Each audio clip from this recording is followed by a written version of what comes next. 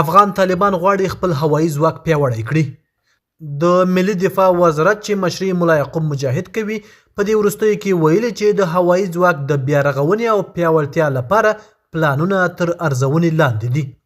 د وزارت په وینا یو منظم او مجهز هوایي ځواک کولی شي د هیواد د حریم ساتنه، بیړنۍ غبرګون او دفاعي عملیاتو همغږي په ښه ډول تنظیم کړي. چارواکي وایي د مسلکي پیلوټانو، تخنیکي کارکوونکو او پخواني متخصصینو بیرته جذب د دې پروسې مهمه برخه ګڼل کیږي.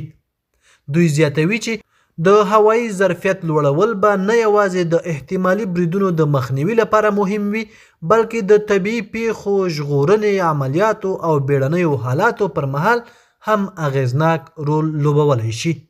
د افغانستان د سرپرست حکومت چارواکو ویلي چې هڅه کوي د هیواد دفاعي جوړښت منظم او پیاوړی کړي څو د هر ډول احتمالي امنیتي ګواښونو مخه په اغیزمنه توګه ونیول شي.